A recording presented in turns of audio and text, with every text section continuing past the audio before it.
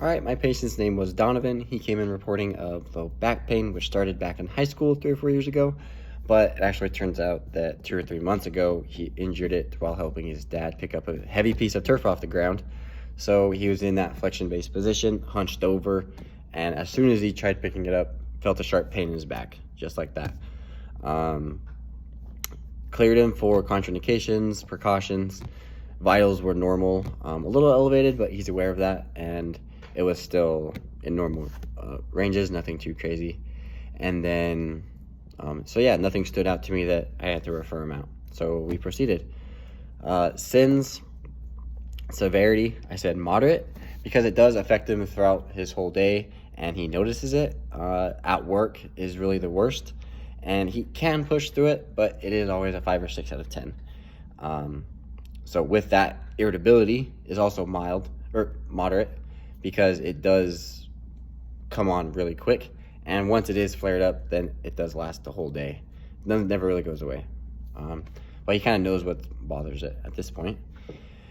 And then the nature, I said, was inert, with that being specifically the intervertebral disc, because it hurts in flexion and there's more compression on the disc's in flexion, and so it feels better in extension, so it kind of leads me towards that. And it could also be ligamentous or capsule from those structures being stretched out in flexion, but number one is the disc. Stage is subacute chronic, kind of in that middle ground. It is 2-3 months ago is when it happened. He can't recall the exact date, but it has been affecting him for some time now, so I'd say almost chronic.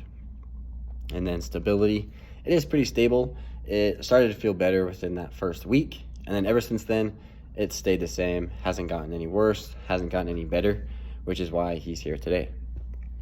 So 2 functional standing tests that I'd want to see right off the bat would be just standing posture itself, check for muscle tone, check for skin tone.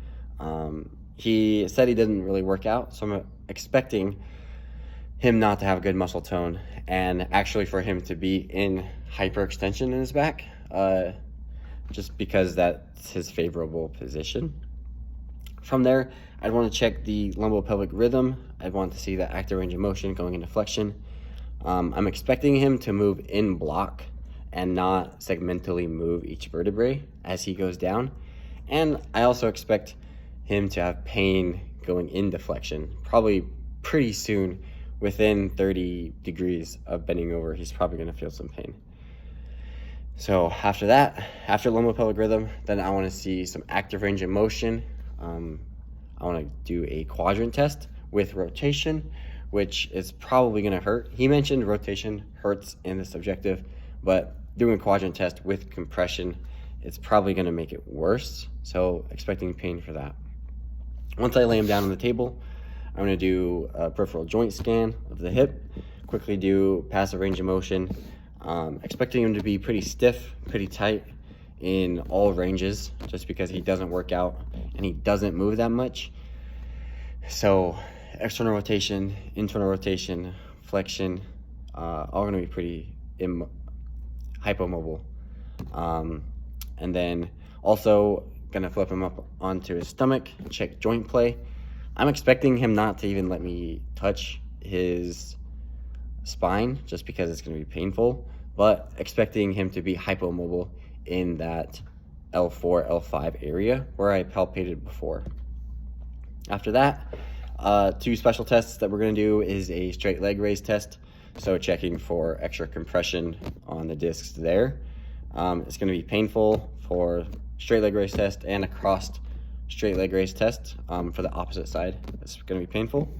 And then I wanna check his ratio of extension to flexion, because I think stability is the issue here, and that's maybe why he had an injury in the first place.